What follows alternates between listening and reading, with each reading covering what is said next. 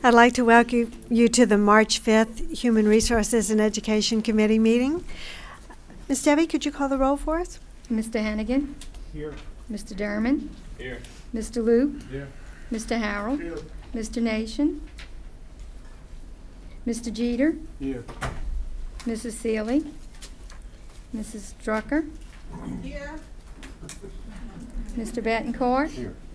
Mr. Womack? Mr. Hersey? Here. Mrs. Mullett? Mr. Alfred? Here. Mrs. Belisario? And Mrs. Hines? Here. Thank you very much. Would you please rise and join us? Ms. Mullett is going to lead us in the invocation and pledge. Please bow your heads. Heavenly Father, as we come together, we give you thanks for the many blessings that you've given us. We ask you to be with each and every one of us tonight as we make decisions that affect our students and our school system as a whole. And we ask these things in your name. Amen. Allegiance to the flag of the United States of America and to the republic for which it stands, one nation, under God, indivisible, with liberty and justice for all. Mr. Womack's here. Well, thank you for being here with us this evening. Our C&I team looks a little more relaxed today after their I don't know why. presentation for the Advanced Ed Committee and recertification. We really appreciate all the hard work that you did for that, and we'll hear more about that at another time, but you do look a little more relaxed today. We had no one sign up requesting time on the agenda, so the first thing that we're going to do is have approval of the minutes. All right, I have a motion from Mr. Betancourt for the minutes to be accepted. I have a second from Mr. Loop. I've now opened the voting machine. If everyone would vote for acceptance of the minutes, please.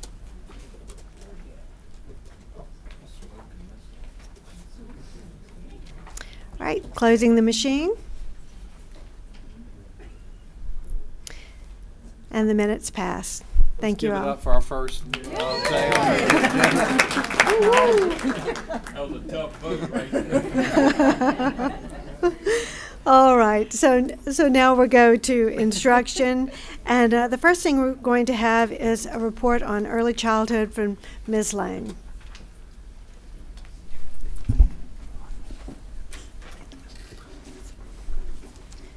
Okay.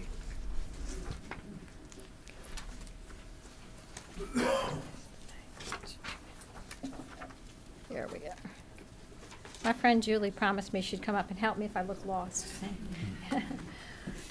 Mr. Foes, Mr. Loop, and board members, I'd like to take the opportunity to say thank you for letting us share tonight with you our journey we've had as we've established our early childhood community network. It's actually the Early Childhood Community Care and Education, Early Childhood Care and Education Community Network. We used to be a pilot, but I think we're getting beyond that word pilot.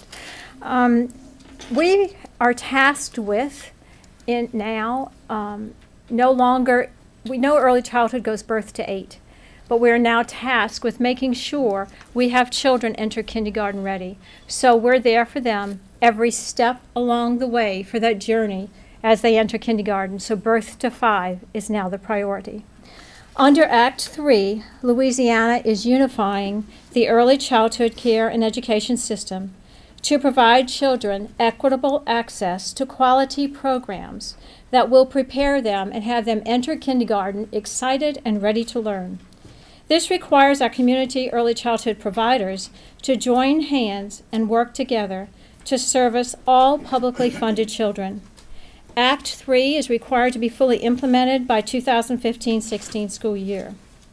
At this time, our network is working very hard and joining hands to make sure that we service children birth to 5 and support their development and get them ready to enter kindergarten, ready to learn. The implementation plan that we've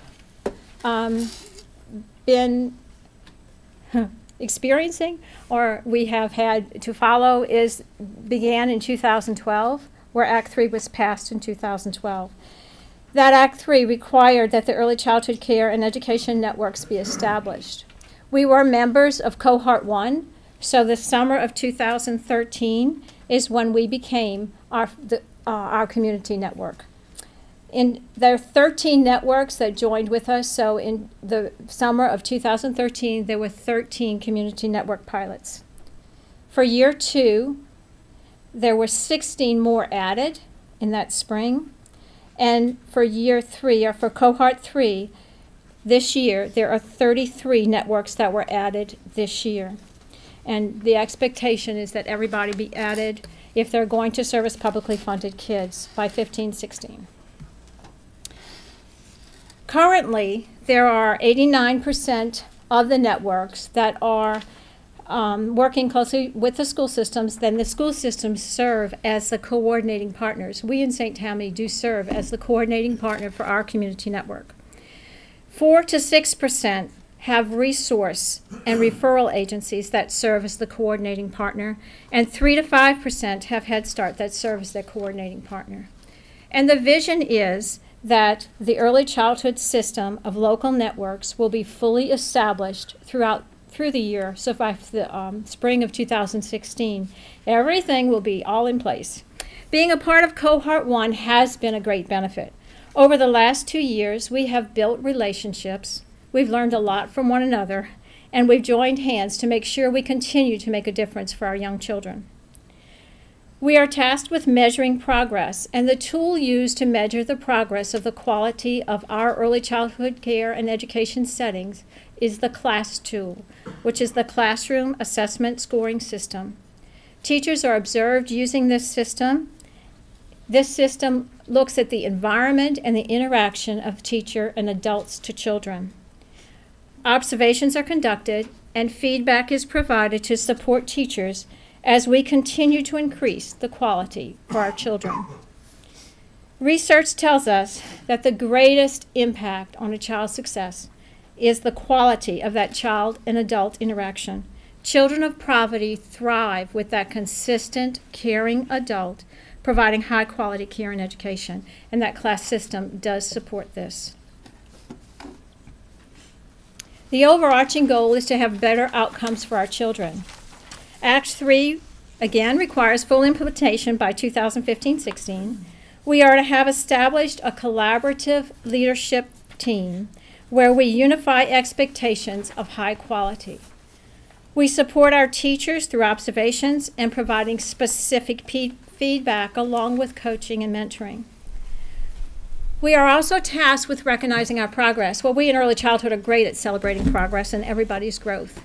We will be issued, though, an early childhood report card for the 2015-16 school year. So next spring, we will receive a report card. There will be no negative consequences for performance, but each site that services young children from birth to 5 who are in this pilot will receive a report card with a letter grade that is based on the CLASS observation tool. Then each network across the state will receive a network report card with a letter grade based on the cumulative CLASS observation scores. Another task that we're on a journey, and I think we're really getting close to this, is the common enrollment. It's a step that will lead to better outcomes for our children and our families. This affords parents the opportunity to get information for all programs and services that their children qualify for and the locations and sites at which they can be serviced.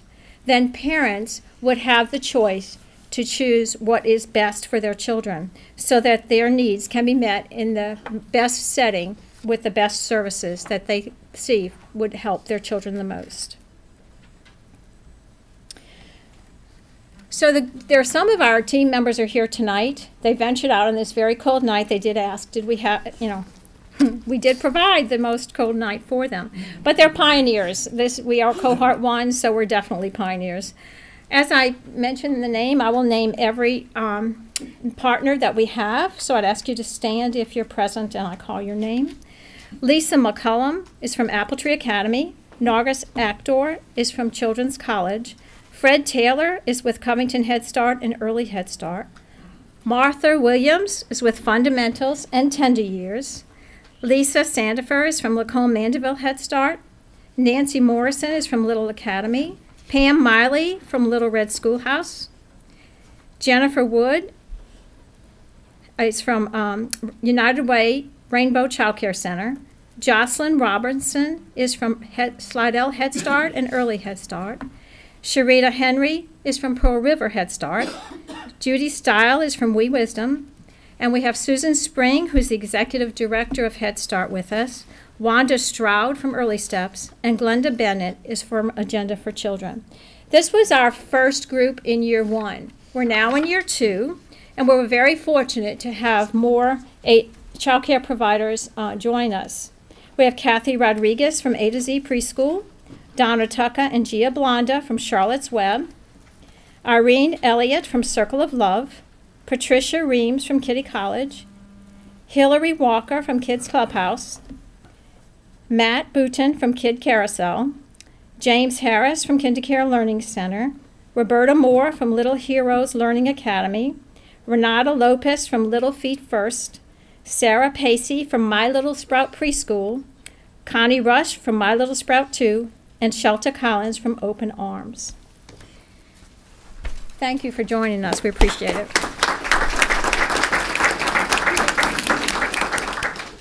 We are entering year 3, and we will be open to more child care providers joining us for year 3.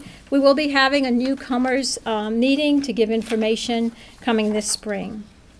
There are many, many benefits to collaborating, and at this time, Pam Miley from Little Red Schoolhouse, and then following her would be Dr. Susan Spring, the Executive Director of Head Start, who would like to share with you some of the benefits they see for our teaming and our collaboration of our network.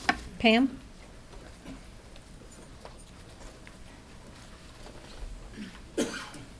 I'll have to admit that in the beginning it was a struggle getting the cohort 1 off and running, but we are not only running, we're doing wonderful.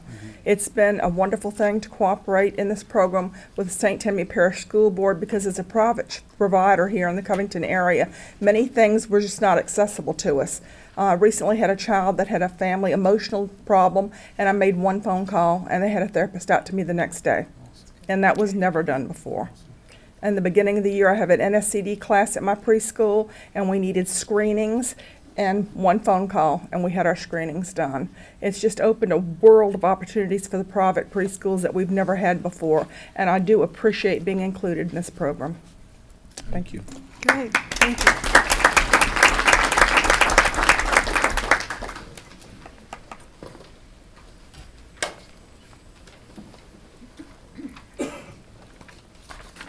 There's not a lot that I need to add to what Beth has already said and what Pam has already said. I think that in addition to the benefits that we're all seeing ourselves as we learn to work together and learn more about each other, the goal really is to be able to help the families, because the goal is for the parents to be able to make their choice about where do they want their child to go to school. Obviously, we can't serve all the children. You can't serve all the children. Private daycare and child care cannot serve all the children, and that's even more the reason why we all need to work together to be able to provide what that individual family needs. And it all depends on the situation. And so that's one of the things that now we're going to be able to learn, because we're learning more about each other, and we can say, you know, yes, we could serve you, but you might want to also consider LA4, or you might want to also consider one of the child care centers because they have this or they have this that we can't offer.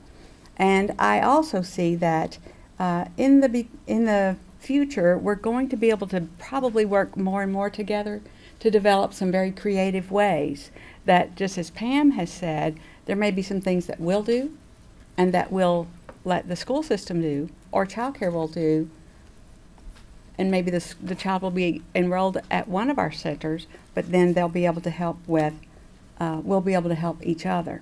And so I really think that these opportunities are things that we don't even know right now exist. And that as we come together and as somebody says, you know, I really wish that we could do whatever. That's how the answers are born. And I've seen that more and more as I work with Head Start. And that as we work together. We've been working together for a long, long time. Let's see if I need to go up or down. I got it. And so as we said, the goal is to provide these families with information so that they can decide what is best for their children. And to ensure, as Beth said, that the children are prepared for pre-K and for kindergarten, and that they're going to shine, because all of that will then mean that we'll have better educated children, and that will benefit them and their families and our communities. Thank you. Thank you, Dr. Spring.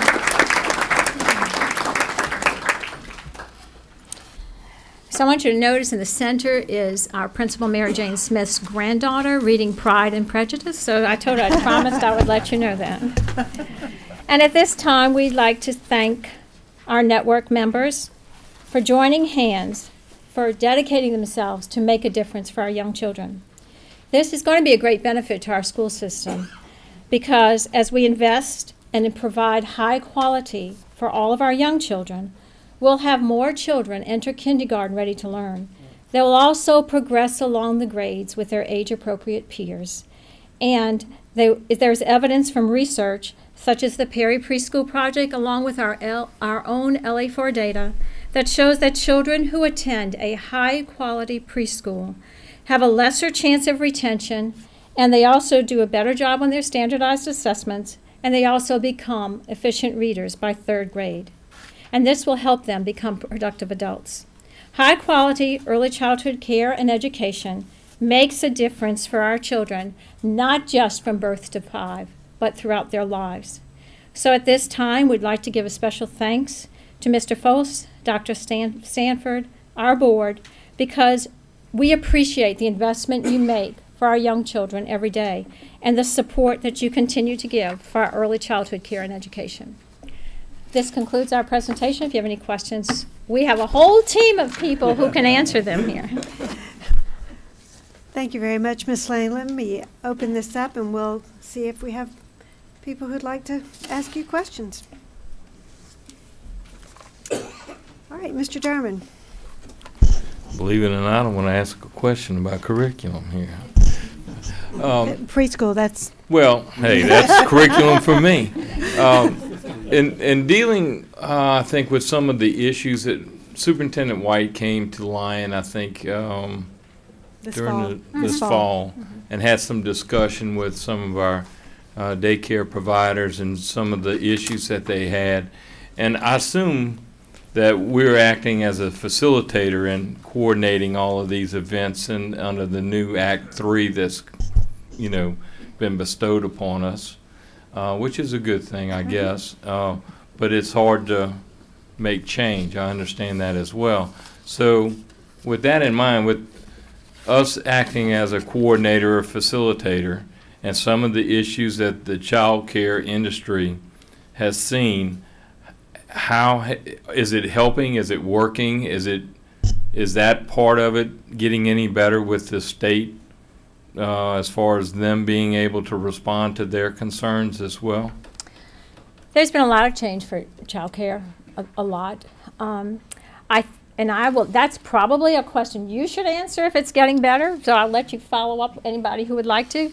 But I can tell you that our teaming and collaboration has helped from the aspect of when we first got together to say that we struggled.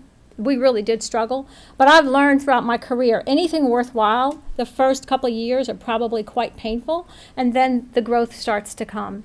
But anyway, we learned, and Pam said this at the last meeting we had, and she said, we didn't even speak the same language before, and now we're beginning to speak that language. Now we can stand up at meetings and we can say, our child care providers have a whole lot more to worry about than we do in the school system because they also have to put food on their tables. So they do want high quality, but when we say we can pull our teachers out and have professional development, and Pam jokes about this, and you thought we could have subs. Well, we can't have subs because you have labor laws, etc. So there's so many hours they can work. So child care is under a whole lot of stipulations and requirements, and we are beginning to understand each other. So now we provide Saturday trainings. We have some grants that help support giving some sort of stipend so that we all want to follow the law and make sure everything is correctly done, but we need a team for that.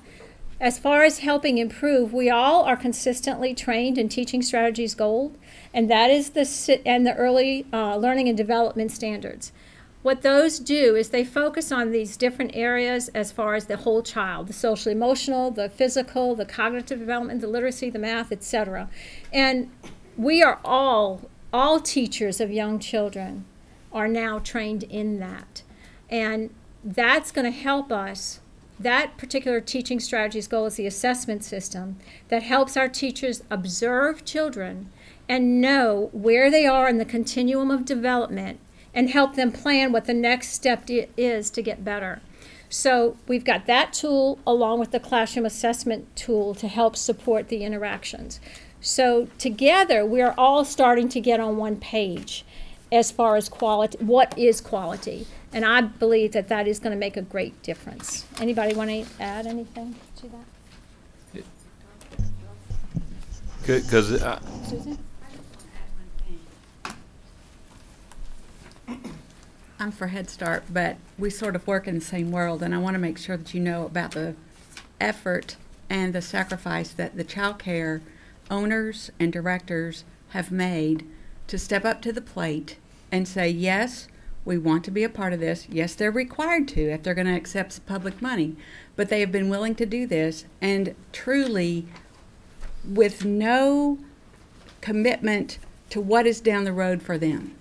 And right now, the one thing that they need more than anything is to know that there is going to be funding coming in the future that will support their efforts to be able to make their teachers get training, to be able to do all this, to work as hard as they're doing. And so this is the wrong year, I know, to ask the state for money.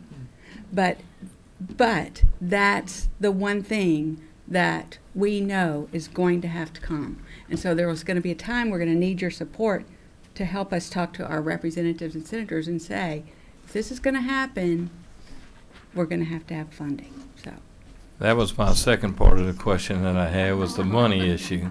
I mean, as a parish, we very much support early childhood development. We've proven that with our funding and supporting them, LA4 and everything else, and we actually know it works.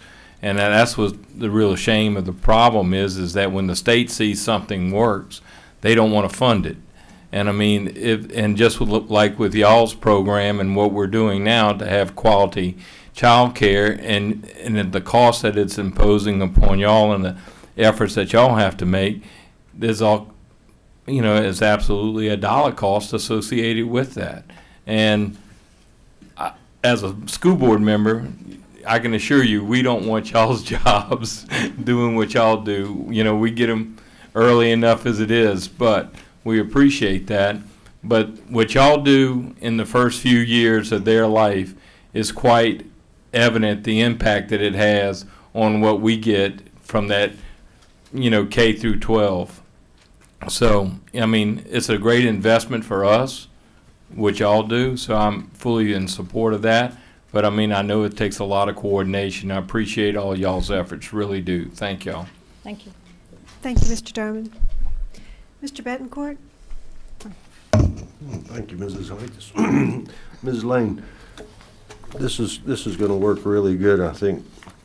Do y'all have any plans yet for, with all these different schools, to like an open house where a prospective parent with a child needing to go, where instead of making 47 phone calls or visits, where a couple of times they can come to a place and see what every different school has to offer or different programs? Yes, that's what the common enrollment should provide.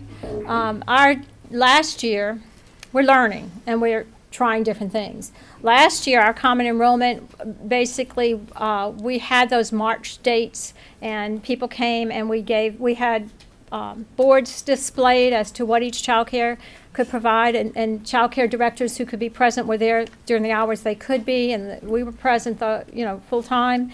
And so we also have a flyer that we have. We're in the process of developing brochures that will be put out at all doctor's offices, health WIC centers, churches, and places where we know people go, so that they can see an overarching view of the age of their child and what services can be provided where, and what the stipulations for qualification will be. We are this year looking at doing things a little bit differently than last year, and this year we're looking at more getting it out as a publicity release. We're working on a short film, like an advertisement type thing, and giving them the contact information as well as a website, so that they could ask their questions without calling 500 people. So our early childhood office is manning those calls, but also every center involved in this network will be listed for contact. So when someone contacts us, we would say the members of our network are, this is what you qualify for, and here's the number if you choose particular one. They could also call any center and get all of that information also. So we're all working together as a team to give parents the choice. Parent choice is big.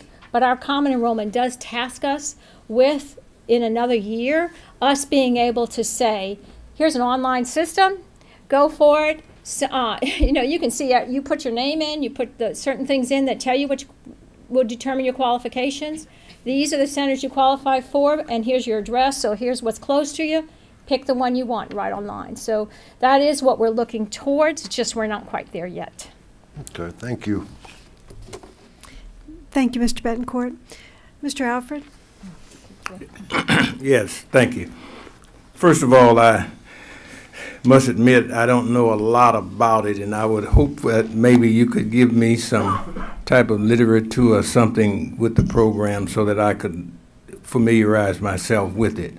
But absolutely, I think it's a wonderful program that we're talking about, and one or two questions I will have. I think it will address some of the needs for some of our more marginal kids out there in the community that will be able to get some early developmental skills. And I think it's a great program. It will help our overall system if we can get that. So I'm 100% for that. One of the questions that I have is there a process for getting into the network, or are there certain standards that these facilities must meet before they can get into the network? They do have to be willing to service publicly funded children, and then we work from there. Oh, okay. They have the Class A license. Pardon? They do have to have a Class A license. Oh, okay. That's. But really, anybody who calls us, I had a call yesterday from a child care center that has nothing to do with our pilot yet, and she said, your name's on this paper to help me, and this is what we need. And I said, I can offer you help. Come join this pilot. So somehow there's information out there all over the place, and the way we can help is we can even help child care centers getting to where they have to be able to join the pilot. So, yes, I think it's a very good program that you're doing, and it can't do anything but help us as far as I had mentioned before, is getting some of the marginal kids that would ordinarily miss that, and they can come to us now with better skills. The development of skills along the way is when they really enter first grade or what have you there. So I think it's a good program. And one of our largest concerns, or our greatest concern, are the children who are sitting home and aren't anywhere. Right. And that is... that's the one we really need to address. So and we've got to find a way to do that. You know, we talk about our test scores and all of that. I think we will see that our overall test scores elevate quite a bit if we can reach some of these kids that ordinarily would not have gotten those developmental skills early on. Thank you. I think you all are doing a good job on that. Thank you. Thank you, Mr. Alfred. Mr. Hennigan? Thank you, Ms. Hines. Mrs. Lane, can you tell, we have a budget for this activity that you're doing? We're tasked with fully funding and sustaining ourselves in another year. Right now, we do have, our first year in the pilot, we received approximately $200,000. This past year was about 80,000, and next year we're projected to get 50,000. Okay, and this is the state money that comes in like Title III or something like that? It's through the network pilot funded by the state. It shows up in our budget as something? Mm-hmm. Not in one of the like Title I, or is it totally off? We haven't seen it? Budget, okay, all right. So But I'm one just- of the benefits we have is because as a system, we do pool together resources. So that's helped us a lot. I mean, we have people here who are staffed by our early childhood department of the school system. We have people from Head Start who are paid through Head Start, yet we're able to get into child care centers and give support. You know, so we're all kind of trying to work together to get it done, and we are looking at other ways to find revenue for support, you know, in the upcoming years. Okay, so this is a state law that says we have to do this with limited funds to help us do it. Okay. Yes, sir. Yeah, like everything else. All right, good. Thank you. Thank you, Mr. Hennigan. Ms. Belisario? Thank you. Ms. Lane, I really appreciate all of this, but you all are the experts, and I admit I'm a little bit fuzzy on some of these things. Could you define for us, for your program, what a network is? The network just consists of all of us servicing early childhood, and we have sites, and we all come together as a team or group. So network is nothing more than a team that's willing to have work together. So you can come into our schools, we can go into your centers to help better the quality of what's being provided for our children, and we do provide the common training. So it's really just having that commonality and that tool, that team. Was that basically what Act 3 mandated? Act 3 mandated that we have networks set up across the state and that they be all publicly funded children by the 2015 school year. Really, if a child care center is going to have to make the choice of to become part of that network and service publicly funded children, or risk that they would not be able to service publicly funded children. So, yes. My question, third question, is sort of like Mr. Hennigan's. I was kind of wondering what the source of funds currently is for all these brochures and the film you're making, that type of thing. Well, we have a small budget right now that we're lucky we have Channel 13. I mean, we beg a lot, Miss Belisario. I mean, there's not a whole lot of money there for it, but sometimes we'll find people that want to donate, and we say thank you, and we've worked closely with Terry in order to get that accomplished so that there's something, you know.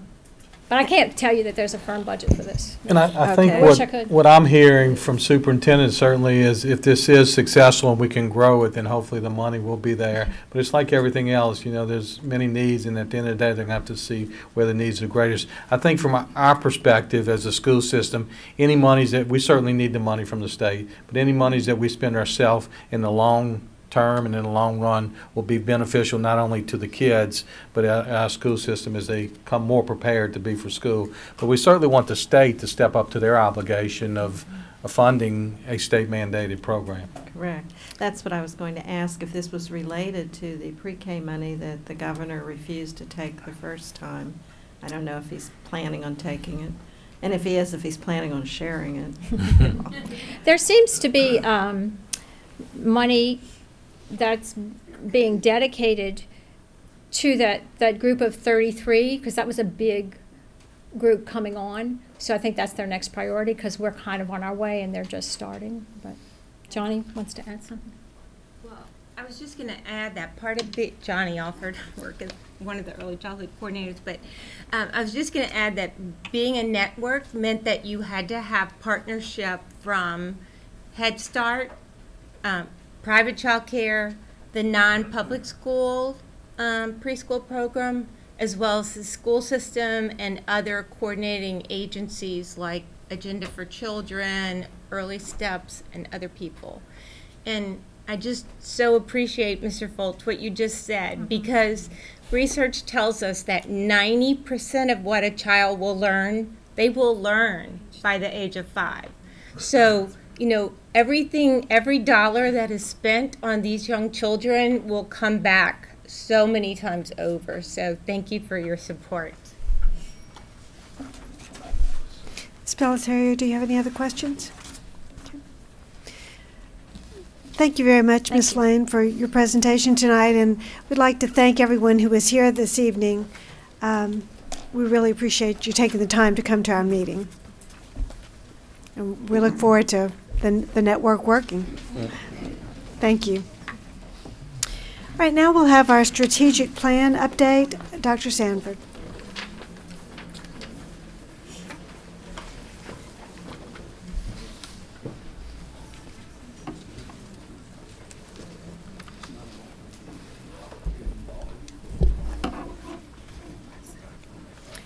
Do you have a PowerPoint? Yes, ma'am.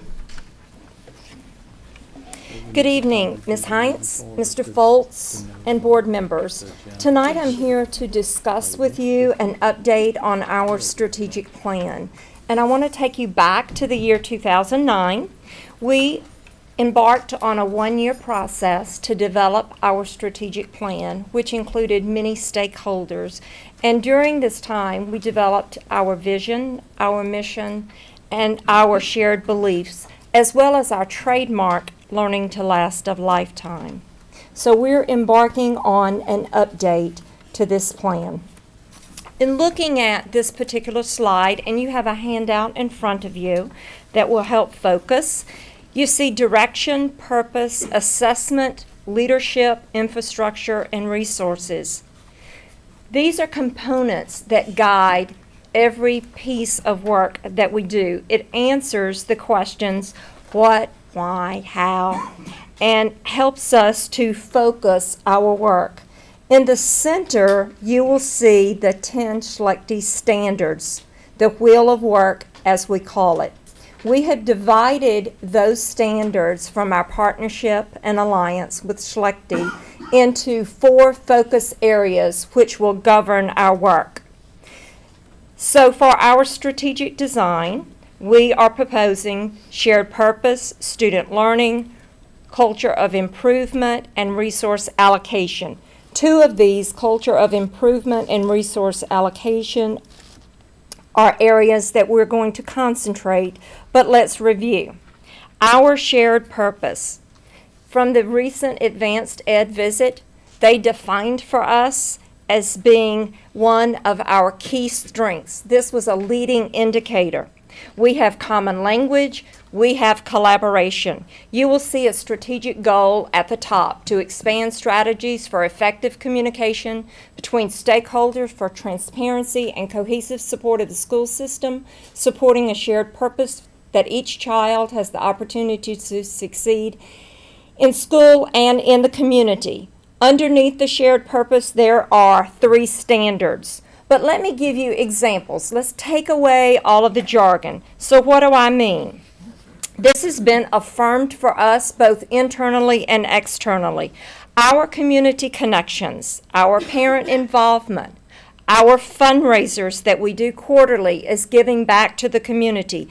The fact that we're the largest employer in the area.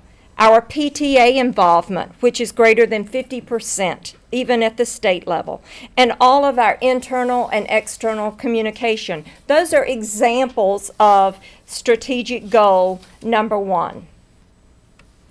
Strategic goal 2, and the focus area here is on student learning. Examples of this, our data-driven decision making, specifically our curriculum, assessment, our programs, and our offerings. We have high quality and we have high expectations in this district. One of the things that Advanced Ed said to us, they would like to see more exemplars. We will indeed put this as a goal within student learning so that students know exactly what that quality piece of work is expected to be. We are a district that uses rubrics on a regular basis, and we will continue to incorporate those into our work. Strategic goal number 3, to monitor and communicate stakeholder progress toward district goals, fostering a culture of improvement that produces desired results for students. Culture of improvement. There are 2 standards here. So what does this mean? This is exemplified by our monthly meetings with principals and different other groups such as assistant principals, RHTs, our administrative conference that we do in the summer, data meetings that we hold, prospective administrator trainings, design teams, support for both faculty and support staff, whole faculty study groups. Those are some examples of how we are on the path to improve our work. Strategic goal number 4. Resource allocation is the focus area here. The goal, to examine best practices for effective use of resources, promoting flexible and innovative resource allocation to drive student achievement. What are some examples, real life, of these?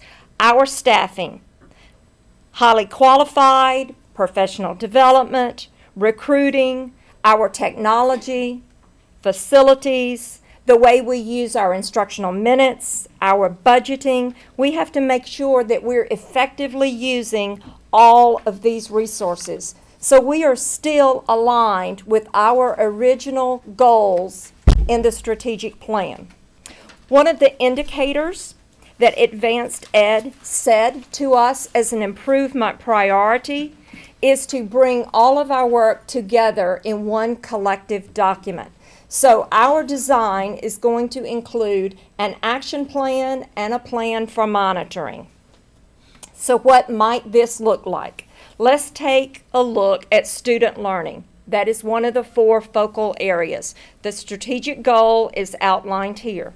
If this were my indicator that I was addressing in curriculum instruction, a goal that I might focus on could look like expanding high school course options, which is what we actually did last year.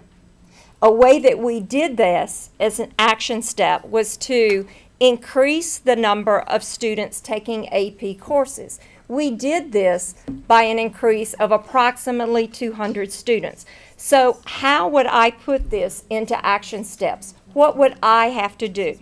I would first have to look at staffing at the school to know, do I need more teachers?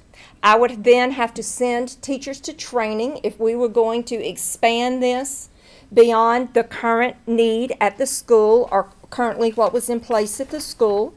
We might have to order textbooks for those classes. We might have to order instructional supplies as well as provide professional development. So if this were identified as a key indicator of need aligned to one of the goals, being student learning, this would be a way that I could track the budget and progress of this goal. What we would do is to look at baseline data, then compare that to a goal. Do we want to compare that to our own district and a year previous? Do we want to compare to the state, or do we want to compare to some national statistic? We would set a target, and then all of these action steps would be indicators of moving us in that direction. Every department is doing this already, so this is not a new step for us, but it's just a consolidation and bringing it together into one document.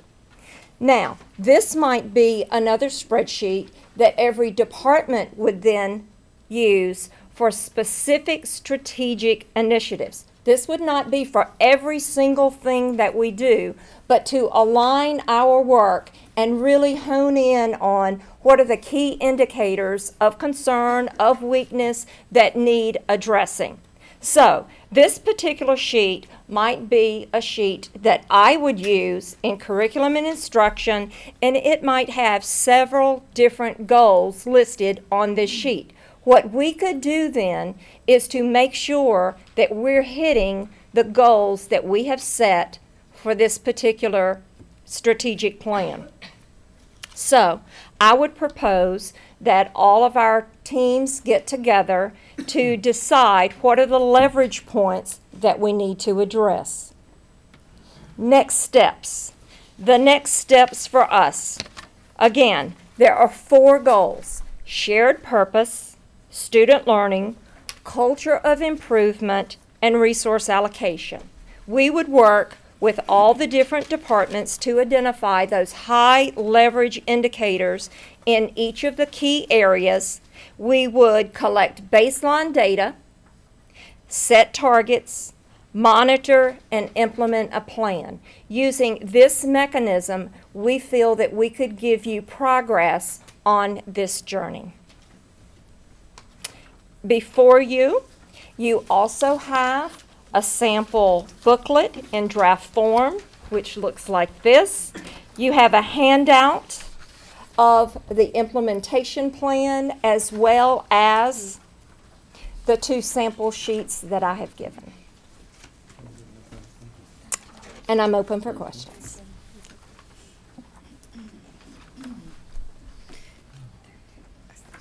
Okay, anyone have questions for Dr. Sanford on this? Let me cue it up and we'll ask questions. Mr. Hennigan? Yes, thank you, Ms. Heinz, Ms. Sanford, Dr. Yes, sir. Sanford. Thank you. Thank you. I may have missed something. Did we get like community input on this yet, or are we going to? We are not drastically changing our plan. We're aligning with what we have already in place. But the next step would be to identify those key strategic indicators that we need to address and get input on those before we put those into a document. Okay. So we need to identify those based upon our baseline data. Okay. And do you have people on this committee from the schools helping That's the with next this? step. That's the next step. That is the next Okay. step. All right. Good. Thank you. Yes, sir. Thank you, Mr. Hennigan. Mr. Alford? Yes. Just one question. Sure. And I think this is a great plan to have a strategic plan for the future. But one question I would like to ask, and I hope you could answer it in just layman term. I know we Okay. have a lot of these professionals and everybody, we understand that, but just in lay terms, what process will you take to evaluate the effectiveness of this plan on a continuing basis, both long and short range? Well, one of the things that we see is that we want to make sure that we're data-driven decision, first of all. Second, every specific indicator needs to have a long-term measurable goal as well as a short-term measurable goal, because we do want to look at the business model to make sure that we're getting the maximum for our resources and we're placing emphasis where it is needed. So we would have indicators along the way, both short-term, which would probably be annual, and long-term over a 5-year plan for the life of the strategic plan. Thank you. All right, no further questions? Thank you. Thank you very much, Dr. Sanford. We appreciate that. All right, now we have Ms. Hosh coming up, and she's going to speak to us about suicide awareness. Do you have a PowerPoint, Ms. Hosh? I do. Okay.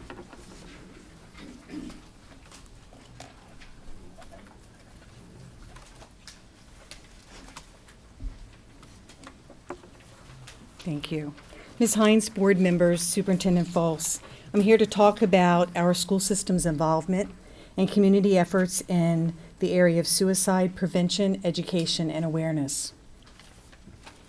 Our school system plays an important role in this community concern, and these are 3 areas that we've kind of identified to focus on this evening: the district and school commitment, parent and community engagement, and our involvement in the parish government behavioral task force.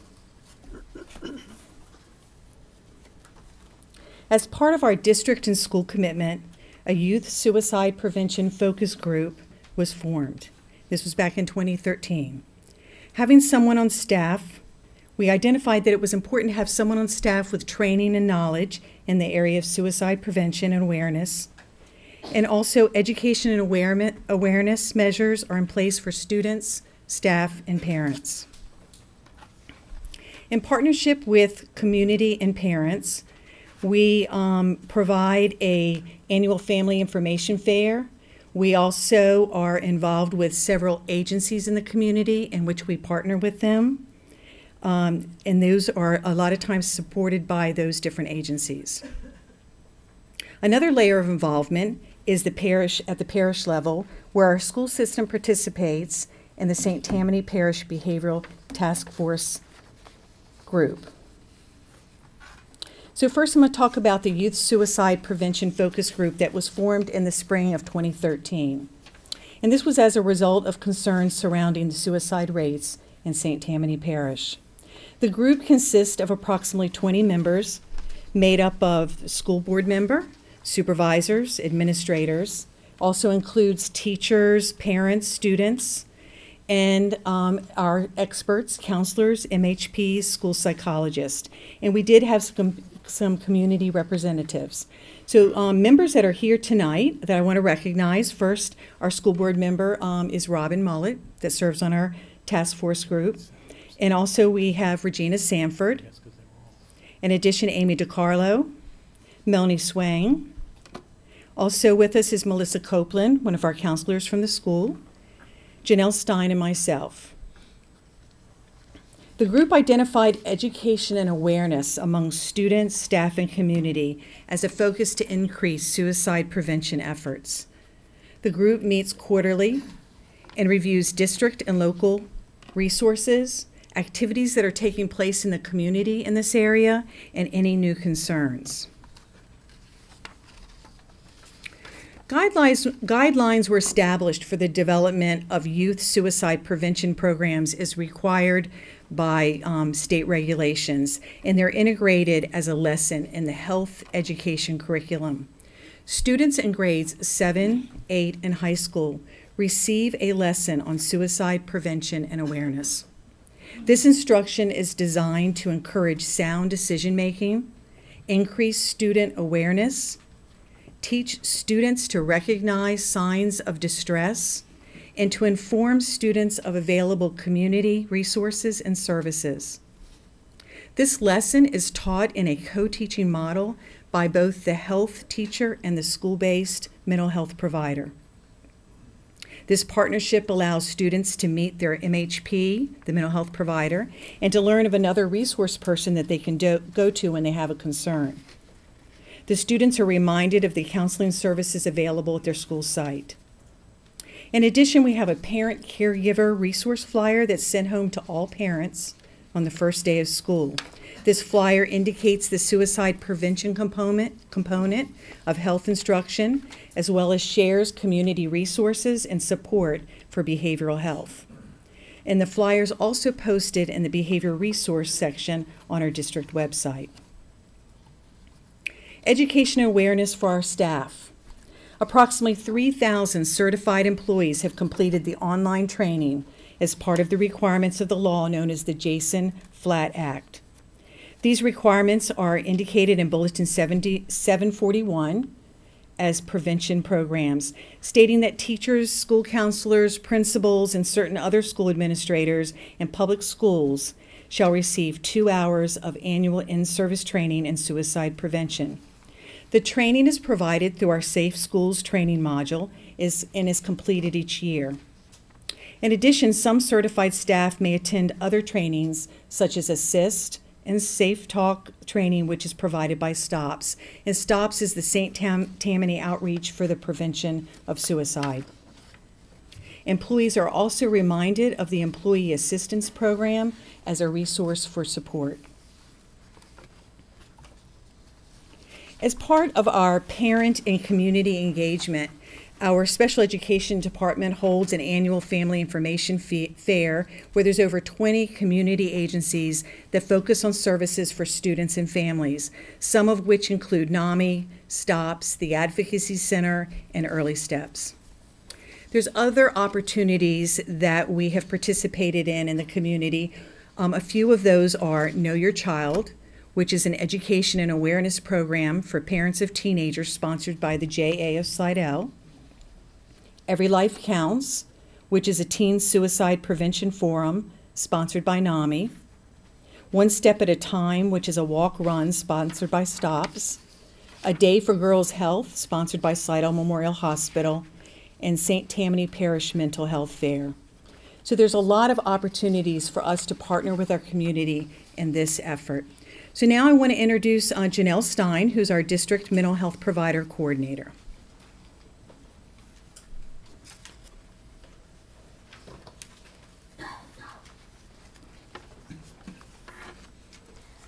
The school system recognized the need to have someone with knowledge and training in the area of school suicide prevention.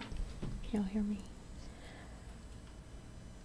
So in my current role, I am now accredited as a school suicide prevention specialist. This means that I met the social work credentials and examination requirements set forth by the American Association of Suicidology. This accreditation allows me to provide the most up-to-date recommendations, practices, and resources related to the prevention of suicide.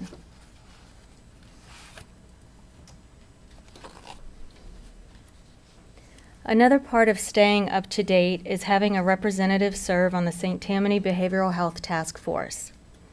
The task force is a collaboration of many local agencies that was created by St. Tammany Parish government. This was in response to the increased demands for mental health treatment and the decreased resources that our parish was experiencing. The task force is working on implementing recommendations to transform the behavioral health system to improve coordination, quality, and efficiency of treatment across our community.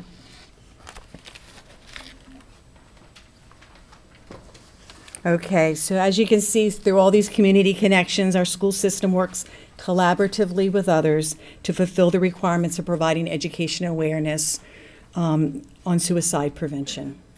So that concludes our presentation. Thank you, Ms. Hosh. You know, I think we've come a long way in this over the last couple of years, and I think it's great that we've been able to do that. So I'd now like to open the floor for any board members who have questions. Mr. Alfred? Well, if what happened, it was, I think I tried to get it at the last and it must have still stayed there, but I do have a question. Go ahead. Well, you're first. This is a very important subject that we're talking about, as I think St. Tammany is supposed to have the highest, and correct me if I'm wrong, degree of suicides in the parish. Is that correct? Janelle, I think you have those statistics. Janelle, you want to come up here and answer that?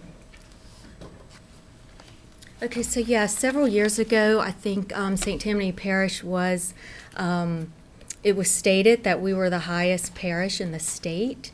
And we're not the highest, we're one of the highest, but we are 18th. So we relinquished that We're title. 18th out of 64, okay. So, but we're still high, but not the highest.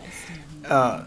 I was just wondering, will the teachers have some kind of training or what have you so that maybe there might be a signal that they can catch to maybe save a child's life?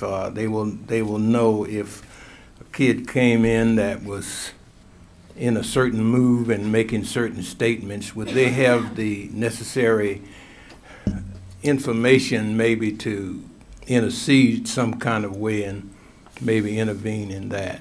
Yes, sir. They do receive 2 hours of suicide prevention training every year.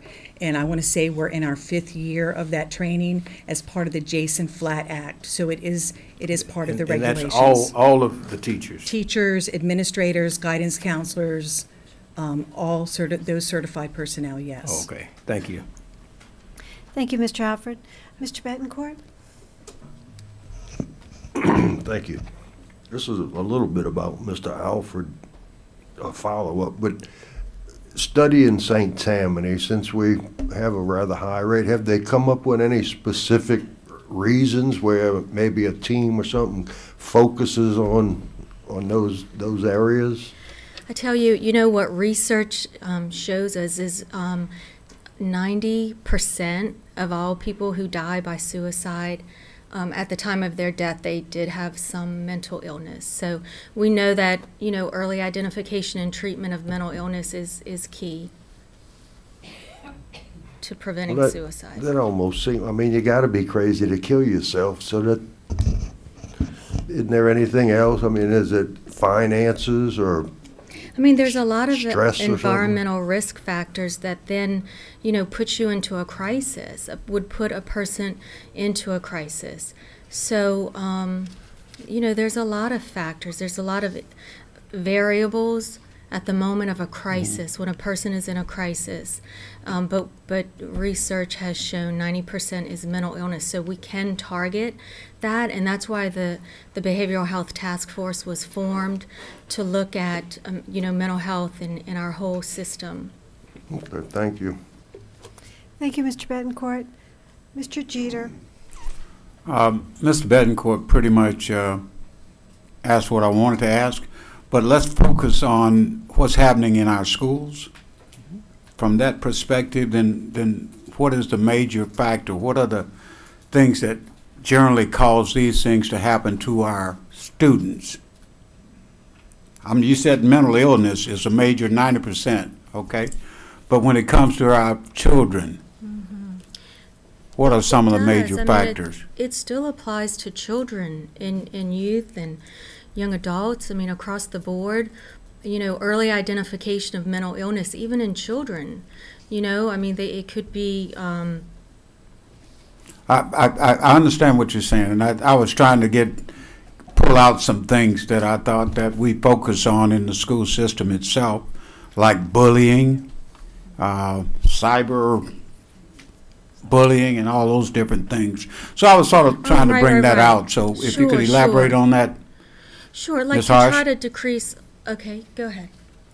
Yeah, and certainly through our Safe Schools, you know, our staff, and we have bullying prevention instruction going on. So all those things, there's been a connection with all of that, but, and we're certainly addressing that. We certainly are. And all of the positive behavior support throughout all of our schools, you know, where we're identifying relationships, you know, allowing children and students to have positive connections with adults and mentors in the school system, the bullying prevention, all of those initiatives help decrease the stress that children may experience. And in addition to making sure that they know what resources are available on campus, and like Janelle mentioned about the relationships, knowing that they have mental health providers available, guidance counselors, their teachers, their coaches, it's just that full awareness. Thank you. And I think from a broad point of view, it's the opportunity for a child to have an avenue open to them to discuss it with an adult. And that's certainly something that we continue to work on, to develop those relationships where a kid, no matter what the situation may be, that he or she feels comfortable enough discussing it with an adult. And then when that kicks in, the adult has the tools necessary to take the next step, and that's what we're working towards. Thank you. Thank you, Mr. Jeter. Ms. Mellett? Yes, I really wanted to add, being on this committee, I've learned that mental health is a lot of things. It's depression, it's some kids have anxiety, you know, it's a large array of issues that children and adults have. I think this program is phenomenal. I think we're focusing on the right age group, doing 7th, 8th, and 9th.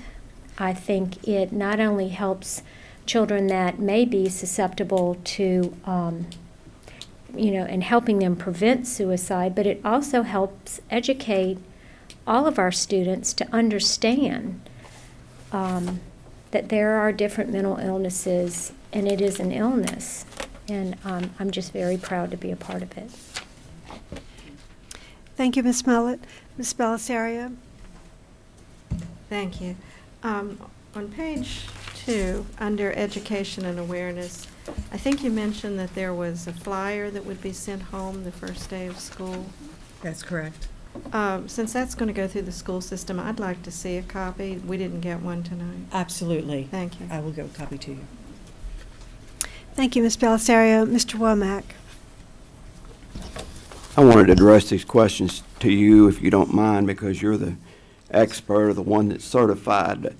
Many, many times, you know, you hear about young people actually doing this in packs, you know, suicide groups. I mean, they make a decision to do this. One, when you said that we're 18th, did you say in the state? In the state. Is there a number on how many young people, for instance, the past year or the past couple of years in St. Tammany Parish that have attempted this or have followed through with it? That's the first part of the question. You want to answer that? So we've had 0 in the past 2 years. 0, well, that's excellent. 19 and under in St. Tammany Parish. And over the last 5 years, we've had 4.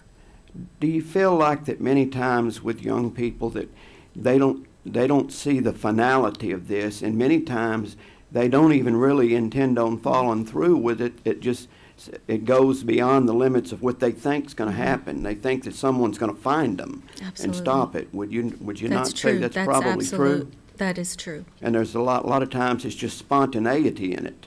It just happens. I mean, that's true. And we do work to try to make our educators, all of our teachers, aware of statements that may seem trite, but they're leading up to that spontaneity. That's exactly right, and that's why the more adults, teachers, friends, even, you know, colleagues, the more that we're aware of those warning signs, those comments, those statements, those behaviors, the more we can intervene and kind of prevent. I just don't think that whether it's small children or 7th, 8th, 9th graders, that they fully grasp the finality of what they're dealing with. No, exactly. And most of the time they want whatever pain that's happening to end. They don't necessarily want their life to end. But unfortunately, sometimes that happens because of the finality of the act. Sometimes they're just trying to get their parents' attention, but it goes past that, unfortunately. So that's it. If I could, too, you know, we've seen with the increase in social media, lots more of attention, students maybe crying out in different ways than they haven't before, and we're learning more about ways to maybe monitor some of the social media postings in a ways that could maybe identify some students ahead of time as well. So we're looking into different things to go with that, because the social media part is certainly a part that's continuing to grow and giving us concerns in that area as well. Thank you for adding that, Mr. Falls. Ms. Trucker? Ms. Stein. Ms. Stein, I was wondering how much of this could be related to drugs? Is there a correlation to any of the suicides to drugs or alcohol? Alcohol and substance abuse is one of the I guess, addictions. You wouldn't really think of it as a mental illness, but it's listed in that 90% group. So like when the research says 90% of suicides related to mental illness, substance and alcohol abuse is under there. It is. So do we have any partnerships with like DARE programs for the junior highs and the high schools? I know Mandeville has it, but in particular like Madisonville Junior High is what my concern is. Is it life skills with Florida parishes? It could be. And I'm not really familiar with where DARE is now in all the schools, but DARE is certainly a resource for that. But there are some life skills, and the guidance counselors a lot of times have these types of lessons that they bring into the classroom in different age-appropriate ways. So they certainly are introduced to that. That's even part of the conversation that they have in the suicide lesson with their health class. I just know when you have a presentation with law enforcement coming in and talking to the kids at 7th grade, 8th grade, it's much more impactful when you have law enforcement on the consequences of alcohol and substance abuse and what could happen. And to me, that kind of stays with you and makes a more powerful impact of not doing those kind of things. So as a curtailment of it.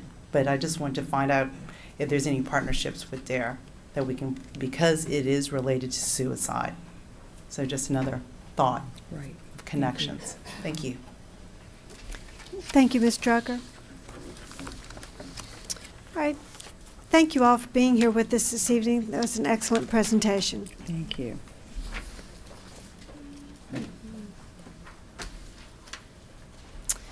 And our next item is going to be recommendation to approve a resolution for the purpose of procurement of copyrighted materials, publications, repair parts, and merchandise for resale. I'm going to call on Dr. Sanford for that. At your seat, you have a resolution, and this resolution is going to assist us in purchasing instructional materials for curriculum and instruction at this time. All right, I'm going to read the resolution, and then I'm going to ask for a motion to accept the resolution. Resolution to adopt portions of Louisiana Procurement Code. Whereas the St. Tammany Parish School Board is a political subdivision of the state of Louisiana, whereas Louisiana Revised Statutes 34:1554E authorizes political subdivisions of the state of Louisiana to adopt all or any part of Louisiana Procurement Code as contained in Chapter 17 of Title 39 of the Louisiana Revised Statutes and the accompanying administrative regulations as promulgated in the Louisiana Administrative Code, as well as all guidelines and policies issued by the Louisiana Division of the Administrative Office of State Purchasing and any executive orders relating to the relevant sections adopted. Whereas it is necessary for the St. Tammany Parish School Board's proper and efficient operation to adopt Louisiana Procurement Code and the relative portions of the Louisiana Administrative Code, as well as Executive Order BJ 10-16, issued August 27, 2010, and any other applicable executive orders subsequently issued by the Governor of the State of Louisiana for the procurement of copyrighted materials, publications, repair parts, and merchandise for resale. Now therefore be it resolved by the St. Tammany Parish School Board in regular session convened that the St. Tammany Parish School Board adopts by reference Louisiana Revised Statutes 39:1594A and Louisiana Revised Statutes 34:1596 for the procurement of contracts.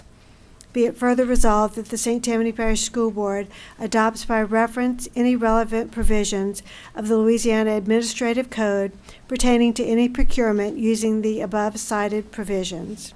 Be it further resolved that the St. Tammany Parish School Board adopts by reference Executive Order BJ 1016 relating to procurement and any other applicable executive orders subsequently issued by the Governor of the State of Louisiana. Be it further resolved that the policies and procedures of the St. Tammany Parish School Board shall be revised to reflect the adoption of Louisiana Revised Statutes 34:1594A and 39:1596 of the Louisiana Procurement Code and all accompanying regulations, including Executive Order BJ 1016 and any other applicable executive orders subsequently issued by the Governor of Louisiana. So do I have a motion to accept that resolution? I have a motion by Mr. Womack and a second by Ms. Mullett. All right, I'm now going to open, well, first of all, I'm going to ask, do we have any, well, I'm going to open the floor for questions. Mr. Hennigan. Thank you, Ms. Hines. So would someone give me the 30-second, what does this mean and why are we doing this? I'm going to let Dr. say.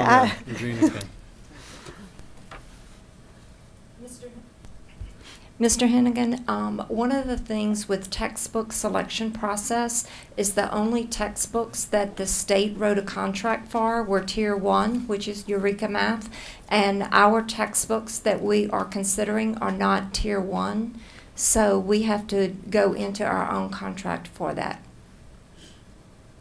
So this lets do that. This Yes, allows us to do it. this allows It's us to been- purchase We've had textbooks. all council look at it, and you've spoken to other school systems that are actually using the same resolution. So it allows us to step outside of the books. Are there some unintended consequences like this merchandise for resale? If we buy T-shirts or something, do we have to go through something special for that now, or? No, sir, this is just the broad things that can be purchased with it. Certainly, we will monitor, and at this time, we see the use of it being for the textbooks, and certainly anything else would come through me before, and you guys before we did that. Thank you. Mr. Derman, did you withdraw your question? All right, thank you. All right, any further questions? All right, we need to vote on this. Do we have any questions from the public? All right, well, I've opened the machine for voting. If you'd vote on the resolution, please.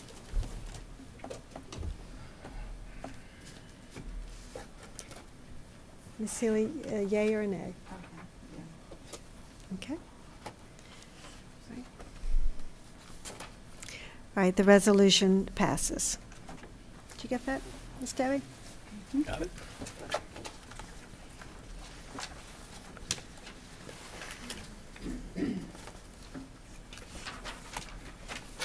Thank you, Dr. Sanford, for that. All right, there being no further business, I declare this meeting adjourned. Thank you all.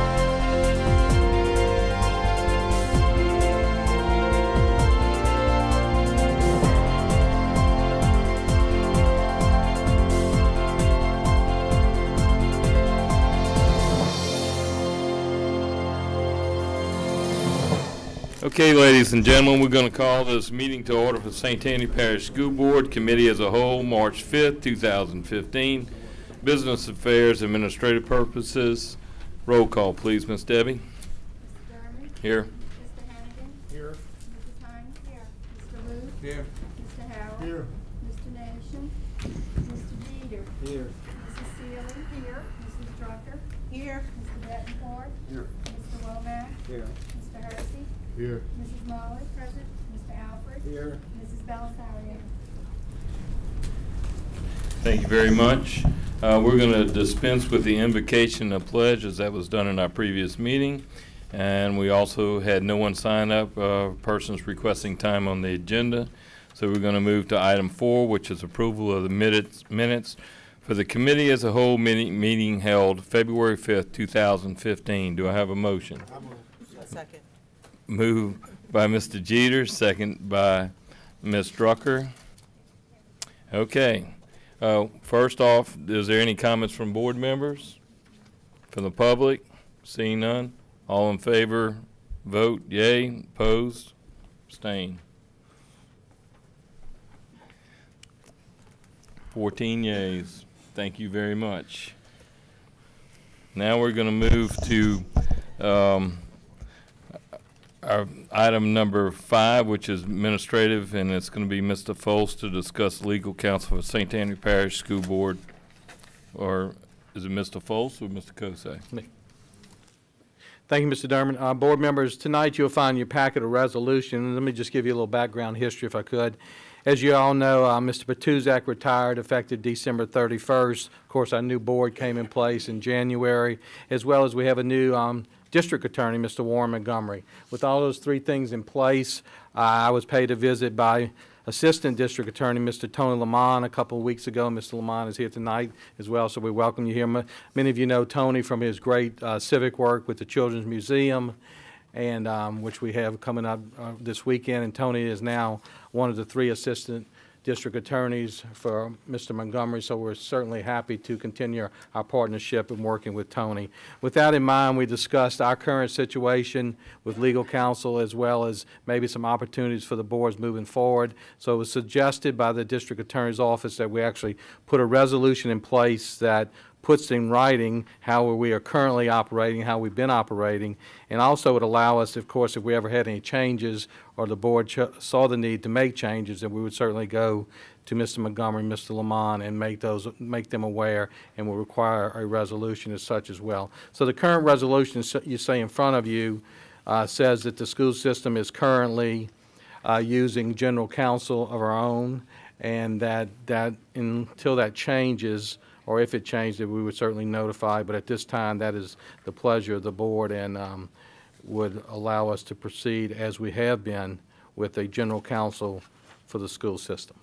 And I certainly can answer any questions you may have, as well as Mr. Lamont is available to answer any questions from their perspective as well. I would tell you it is our plan at the next month's committee as a whole meeting to maybe bring you up to date and bring you some options that we can consider for general counsel moving forward as we move forward and as our school system. So our plan is to give you a report with some options for the board considered as we move forward with our board council. But this, what you see tonight, kind of clarifies, puts in writing, if you will, what we've been doing and what we would do moving forward until it were to, if and where it were to change. Thank you, Mr. Foles. If I may, I'm going to read the resolution, and then we'll go for a motion and a second on that, and then we'll ask questions and open it up for discussion. Okay. So we're at Louisiana Revised Statute 16:2, Louisiana Revised Statute 42:261, and Louisiana Revised Statute 42:261.1. The St. Tammany Parish School Board does hereby resolve and proclaim that A, the St. Tammany Parish School Board will retain its own legal counsel or general attorney to represent the St. Tammany Parish School Board in any and all legal matters.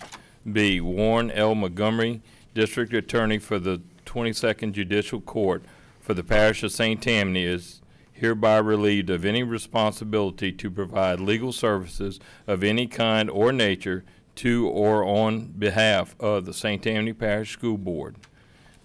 So that is the resolution that is placed before the board. Motion by Ms. Heinz, second by Ms. Mullett. Let me go ahead and we'll open up the floor for discussion.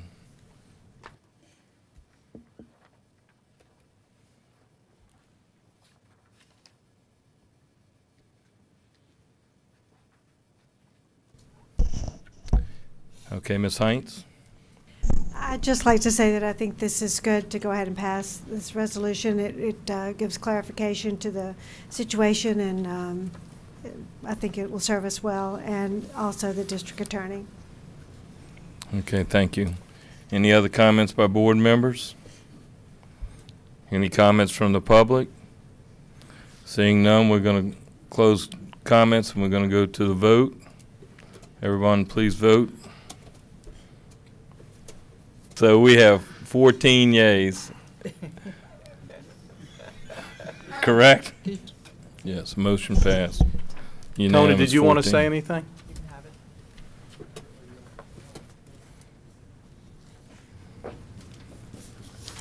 I just want to again thank the school board here for getting that clarified, because we at the district attorney's office want to be sure what our obligations are under law, and make sure that there's a clear understanding of exactly what our responsibilities are to the school board. So we very much appreciate your passing this resolution so that we are aware of exactly what our obligations are at present. Yeah, I'm sorry, I did neglect to say that this is being done with other agencies as well to clarify this across the parish. It is.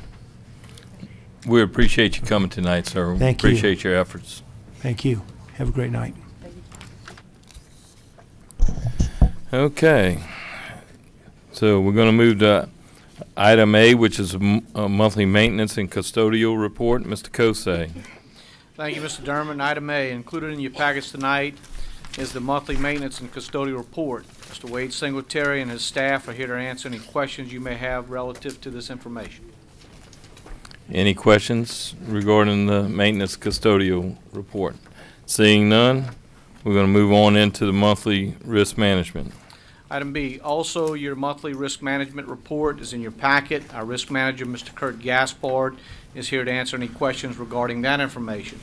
Please note the report provided in your packet tonight was revised and sent to you electronically along with the corrected hard copy, again, that is in your file tonight. Thank you. Any questions by board members? Mr. Hennigan. Yes, thank you, Mike. Kirk, Any reason why we had such a horrible month in January? Was that ice and snow, or? Which report are you referring to, Mr. Henry? The school bus. Bus accidents? Yeah. Weather had some play in some of the accidents, but no, there wasn't one common denominator that made it such a eventful month. Okay, and no students were injured in any of that, or? No, not well, wait, I'm sorry. There was one, that one actually occurred in February. No, I don't think there were any students in January. Okay, thank you. Thank you. Thank you, Neil. Any other questions or comments by board members? Okay, thank you. Mr. Kosey, monthly transportation report. Item C, also in your packets is your monthly transportation report. Ms. Kathy Amy and her staff are here to answer any questions you may have relative to this information. Additionally, there is a reminder about the new transfer process for bus drivers, which began Monday, March 2nd, and will conclude July 1. This reminder is for your informational purposes only, as Mr. Jabbia has reviewed this information with each of you regarding this process. This process has gone very smoothly. Thank you.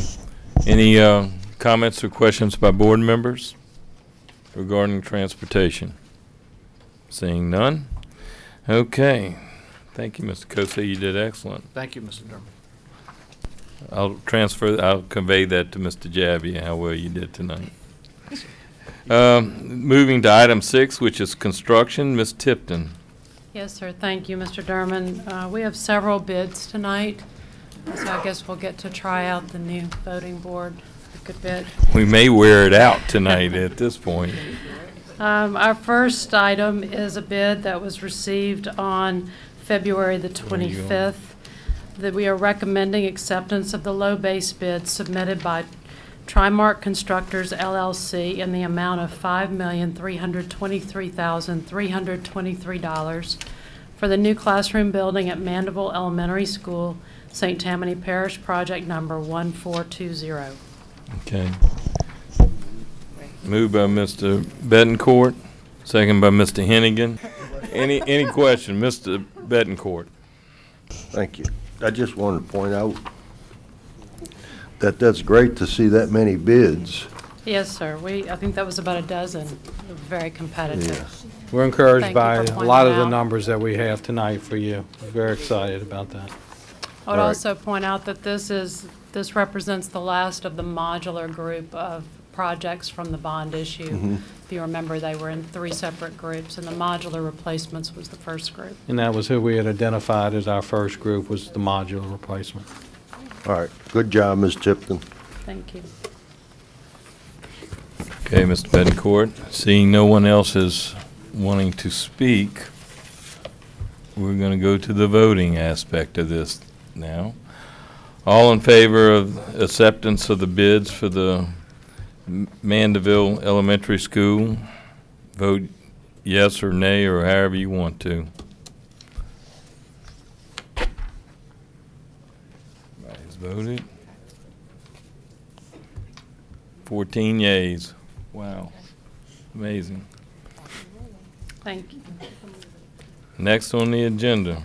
Yes, sir. The next project we just received on Tuesday of this week. It's consideration of bids for Bonnie Cole Elementary School mechanical system replacement. And this project, we received 6 bids, and the apparent low bidder was Industrial Mechanical Contractors, but timely and correctly they submitted a request for withdrawal of its bid due to a mathematical error in their calculation of the bid. The evidence submitted shows that this error is approximately $140,000. The submittal of a request to withdraw the bid has been reviewed by staff and the school board council and appears to comply with the requirements of law and to be valid. The apparent lowest responsive bid is submitted by ARC Mechanical Contractors in the amount of $2,125,000. 2 options that may be considered relative to these bids are that we could reject these bids for being over budget. The engineer's estimate of cost for this project was $1,927,700. Our construction budget for the bond issue for this project is $2,100,000. The other option to consider for this bid would be to accept the lowest responsive bid submitted by ARC Mechanical Contractors in the amount of $2,125,000. Okay, thank you, Ms. Tipton. Mr. Foles?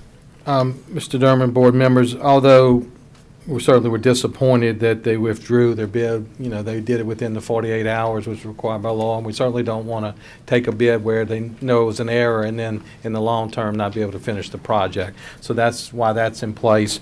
I will note that this is a $25,000 over the total amount that we have for the project. But it's our recommendation tonight that we go ahead and do this work. It's a 2-summer project. If we didn't catch it this summer, then we're putting ourselves a whole year behind. The need is great. Wade and those guys, Jimbo, have been in, working, kind of piecing it together as long as we can. So it is our recommendation. You see we had 1, 2, 3, 4, 5, 6 bidders, so that we do believe the numbers are accurate. So it would be our hope that you would approve that and let us move forward on this project. Okay. I got a motion by Ms. Mullet, second by Mr. Jeter. Okay, here we go again. Yes. Let me just ask y'all real quick, is there anybody wanting to discuss anything? The public? Okay, so let's just go straight to voting.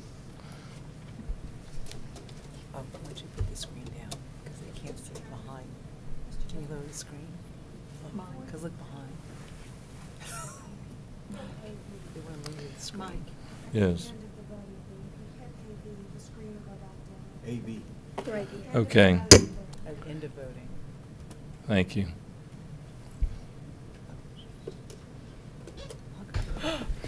Okay, you want to vote yay? Of course. Okay. So it's 14 yays. All right. Okay, Ms. Tipton. We're back to item 3. Thank you. We also opened bids on Tuesday of this week for the Carolyn Park Middle School Carroll Road Drive paving, St. Tammany Parish School Board Project 1451. And we're recommending acceptance of the low base bid submitted by McGee Excavation and Development, LLC, in the amount of $104,225 for this project. We have a motion by Mr. Womack to accept. Second by Mr. Hersey. Any discussion by the board?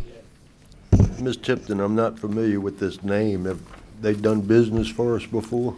Yes, sir, they have. They worked on North Shore High School paving and drainage a couple summers ago. Thank you. And a football field at 5th Ward. Is that it, Mr. Bettencourt? Mr. Womack. Cameron, you remember you and I talked about this. The pavement of, when it says Carroll Road, how much of Carroll Road is being paved? No, sir, this is the driveway into our parking lot and drive area at the front of the school that is at Carroll Road, and we have traffic that enters and exits at that location. Yes. This will widen that driveway at Carroll Road. At what point after tonight, how soon will they start the pavement of this thing? This will be a summer project. These are projects we bring to you early so that they get on the contractor's schedule. So they'll start as soon as school is. If I understood you correctly, this is integral or has to come first before the work with the cafeteria proceeds. Is that correct? Yes, sir. We see this as something that will be very beneficial to have done so that our traffic can move it easily while we're also moving construction traffic onto the site in the same area. Is it a fair question to ask you, once this pavement is complete, how could you give me just a relative time frame as to when the cafeteria work might start? We expect that project will be coming up for bids in the fall sometime. Okay. Appreciate that. That's it. Yes, sir. Okay, any other questions by board members? Okay, any questions or comments by the public? Seeing none, we're going to go to voting. Okay, everybody's voted. Well, we have 13. Mr. Hennigan abstained. It's testing machine. Neil, we don't need any more testing. Number 4, Ms. Tipton. Thank you. In your packet, you will have a memo. We took bids today for the Slidell High School electric transformer project. We are recommending acceptance of the low base bid submitted by Walter J. Barnes Electric Company, Incorporated, in the amount of $199,900 for the electric transformer at Slidell High School, St. Tammany Parish School Board Project number 1431. Moved by Ms. Mullen and a multiple second there. I don't know who all chimed in. Mr. Willie Jeter. Okay. Any questions or comments by board members? Ms. Belisario. I guess I'm just unfamiliar with the cost of these things. This $199,900, is that just for a new transformer? In this case, where the transformer will be replaced, CLECO will bring that in, but we have to provide a new slab. We have to do all the new conduit between there and the electrical room. We'll be providing new portions of the main distribution panel for the electricity throughout the school. And this is a small project that is in advance of the renovation project for this school. If we can take care of this in the summer, there is some power outages that have to happen to make the to transfer from one transformer to the other. That sounded like a lot of money. Thank you. Yes. Ms. Mullen. I just have a comment. They're so excited. Slidell High is just so excited to get that portion of that side of Slidell High redone, because I know how bad it is. So, I mean, not bad, but you know how used it is. Let's just say that. So we're excited. Yes. Thank you. All right, thank you. Thank you, Ms. Hines. Now we're going to go to voting.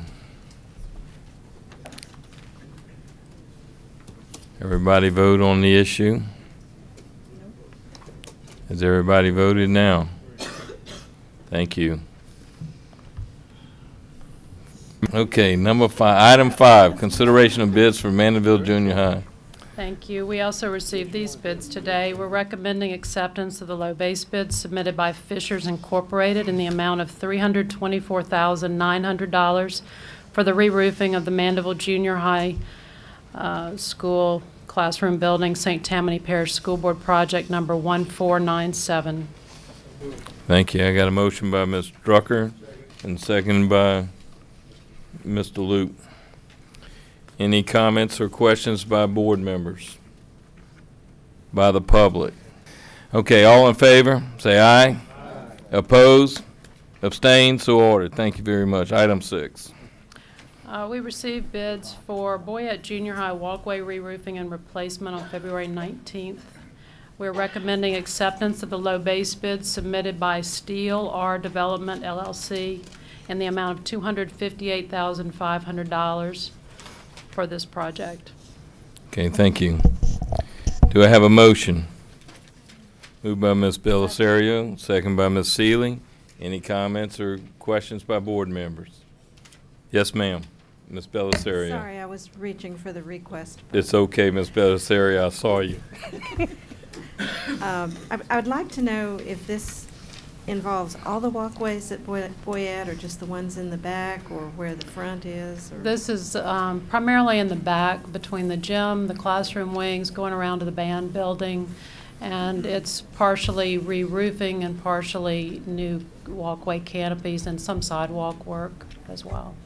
Is the part in the front in good condition? It is. A lot of that was redone when we did the new administration. Okay. Thank you. Okay, thank you. Any other questions? Seeing none. Any public comments? Seeing none. All in favor say aye. Aye. Opposed? Abstained? So ordered. Item 7. Thank you. We opened bids on February 26th for Lee Road Junior High paving and drainage improvements, and we're recommending acceptance of the low base bids submitted by McGee Excavation and Development, LLC, in the amount of $111,900 for the paving and drainage improvements at Lee Road Junior High School, project number 1503. Moved by Mr. Luke. Second by Ms. Drucker. Any questions or comments by board members? By the public? Seeing none, all in favor say aye. Aye. Opposed?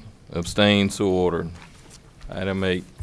Thank you. The last bid was received on March 3rd, and we are recommending acceptance of the low base bid submitted by Binion Sports Services Incorporated in the amount of $496,300 for the track repair and resurfacing at North Shore High School, St. Tammany Parish School Board project number 1500.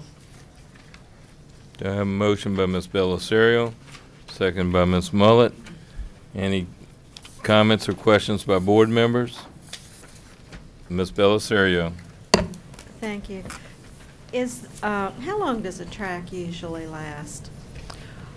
The track surfacing manufacturers would probably tell you 12 years or so. We've gotten 15, I would think, 14 to 15 out of most of ours so far. And also, do you have any idea why there were no other bids? I don't. Binion has been very interested in our tracks. They actually bid and were low bid way back when we first installed a lot of our tracks, and they've continued to be aware of our tracks. We do regular repairs and have to buy the product, to the granules, that the rubber granules for those repairs from them. But we did have there were 3 other brands, I believe, listed as equals. So, but the number is below budget and below our architect's Yes. estimate as well. So if you remember, we're trying to get back on a rotating basis and take care of these tracks. You know, quite honestly, a couple years ago, we made a decision that there was money needed to be spent in other places, but now we're back on track with that. And not only are we resurfacing, we're also trying to maintain and get on a rotation basis with that so that we can get to that 15-year mark that we're trying to get to.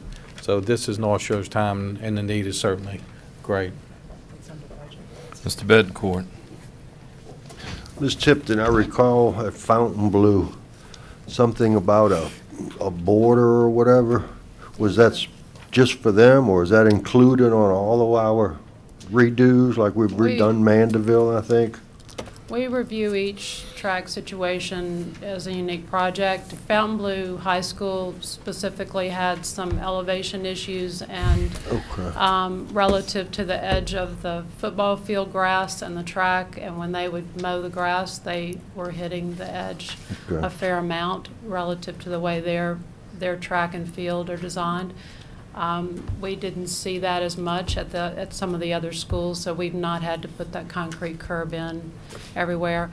In the North Shore High case, the concrete curb is not a part of this project, but we are having to mill a portion of the asphalt base down on this track and come back with a brand new track surface over the entire track. Thank you. Any other questions by board members? Seeing that, Ms. Tipton, I have one for you. What is the estimated cost if you were to build a whole track, a new track? It would be more than what you see. Oh, I know that. I mean, relatively to, you know, top of my head, I don't have that. Well over $1 million, I would assume. Sir, definitely. Okay. I was just saying that, you know, like Mr. Foltz talked about with us maintaining the tracks is probably incumbent upon us to do that, as to, you know, we have such an investment in them that we have to maintain them. And if we can maintain them on a regular basis, it's probably more cost effective doing it that way than it is to end up having to do a total resurfacing or complete rebuilding of a track. So I just want to reinforce that idea that what we're spending is a lot of money, but what we have invested already is a lot more money. So just trying to make that point. Yes, okay, with that being said, any other public comments? Seeing none, Do y'all want to use the voting machines now? Y'all just want to say, all in favor say aye. Opposed? Abstain? So ordered. Look how smooth that worked. Okay, moving to item B, which is our monthly construction report. Ms. Tipton. Yes, sir. I just have a short report.